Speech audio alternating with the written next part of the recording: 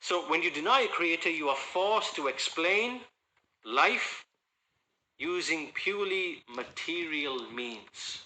Right? So with atheism, it comes as a package. Now we're going to move into the packages that come with atheism.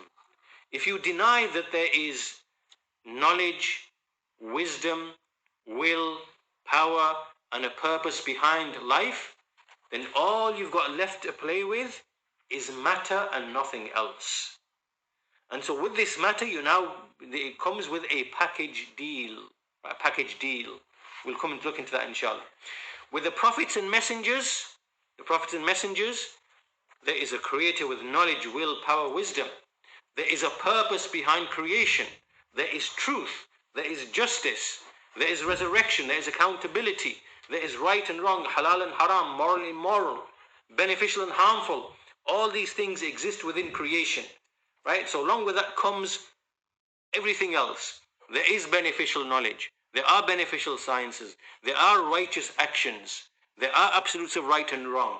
There is accountability to establish justice. All these things come together. That's what the prophets and messengers come with.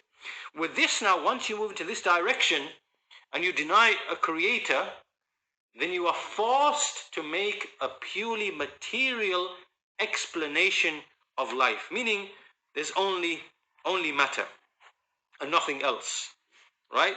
So this is now where they have to start resorting to all the deceptive technical language to deceive you into thinking that life comes about by itself.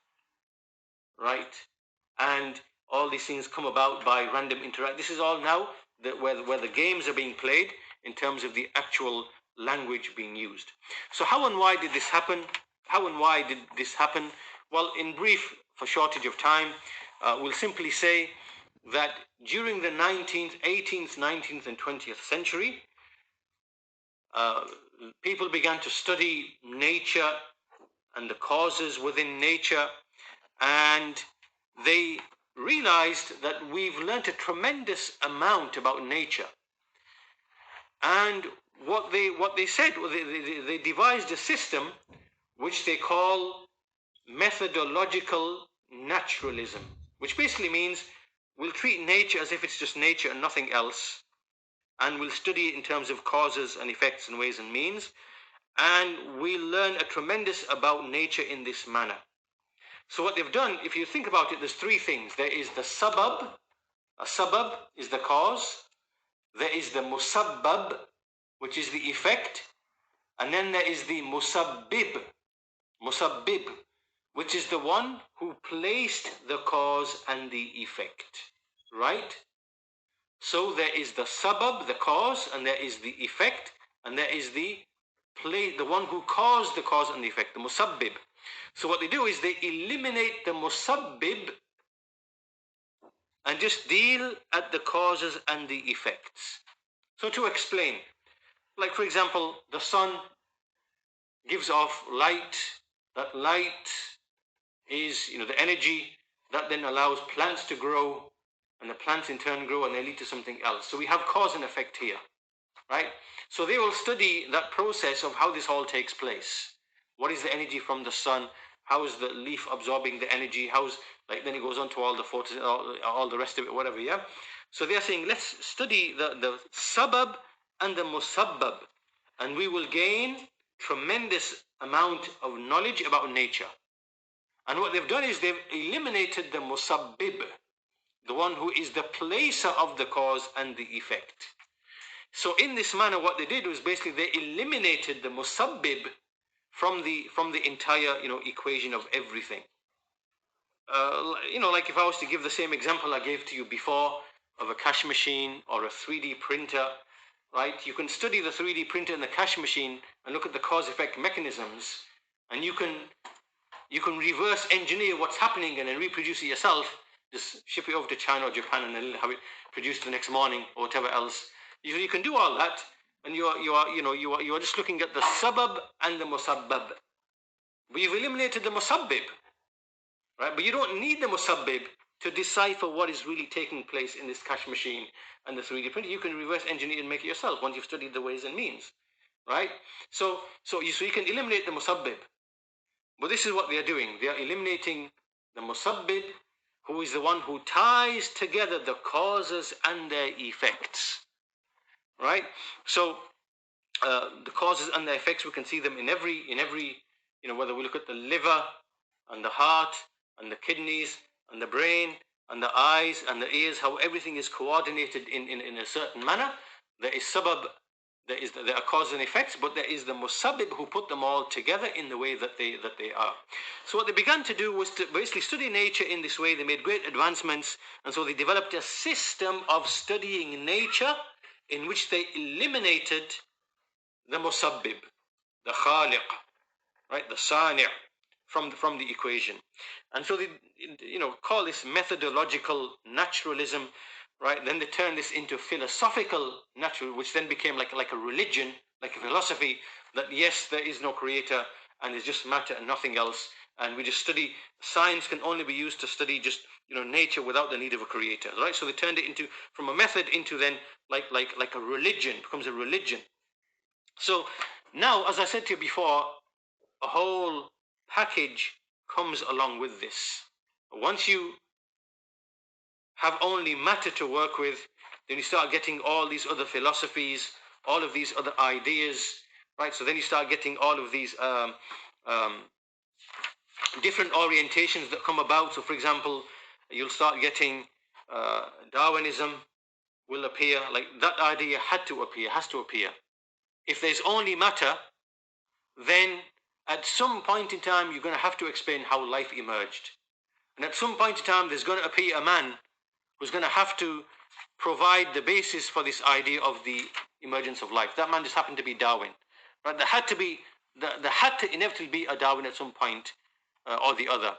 Right? So, he came along and he brought out this notion that life has a common origin and, so on and so forth, whatever. Then you can have other orientations to explain the origin of the universe, Einstein, those kind of people. Then you can have ideas in philosophy. All these philosophies are going to start appearing now. So that's why you see in the 19th, 20th century, all these lifestyle philosophies start appearing based upon just a material explanation of the universe. So you start getting people like, this man, Jean-Paul Sartre. Life is just, it's called existentialism, right? So life is just personal freedom, pursue your lusts, pursue your desires, make your own reality, make your own truth. That's what truth is, right?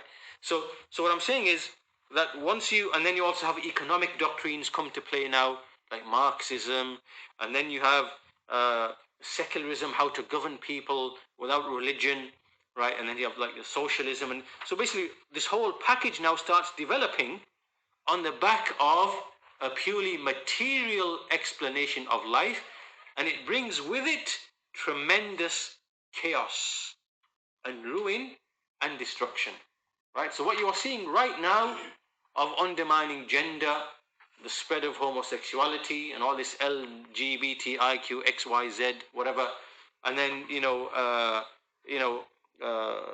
indoctrinating children to take them away from their nature. Basically, it's degradation of society. The basic fundamental facts and realities of human nature that we know from revealed books, all of that is gone, and what you're seeing is complete and total disintegration in every aspect, right? So you have problems with drugs, you have problems with alcohol, you have economic issues of where people are being robbed of their money through economic doctrines, right? Central banking practices, riba, all the rest of it, right? And then they're being, in so many ways, these people are being looted and destroyed, and their fitra and their aql is being changed and altered, and all of it is on the back of these notions and these ideas, right? Of this. So that's what I'm saying. I said to you before that this comes with, it's like a package deal. It's a package deal, right? You start with materialism, you're going to end up with these consequences that you are seeing now within these societies.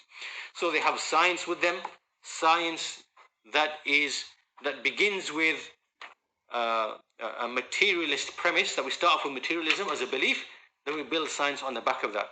Then you have philosophy as well. Then you have all the other stuff that comes off, from the back of all of that.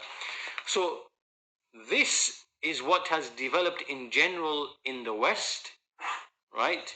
In the institutions of science, in education, in entertainment, in everything, you're seeing a permeation of this materialist ideology. And that's why Sheikh Salih Al Sheikh, why I mentioned at the very beginning of this lecture, I quoted from his statement.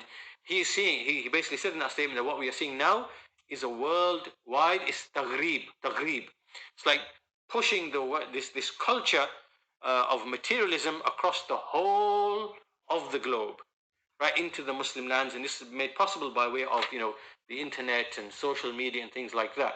So we need to be alert to this and be aware of this, because it all comes with, as we said, this whole entire package, right? Then you start buying into the scientific conjectures. Then you start buying into the philosophy itself, the lifestyle philosophy of pursuing lusts and desires and pastimes and things like that.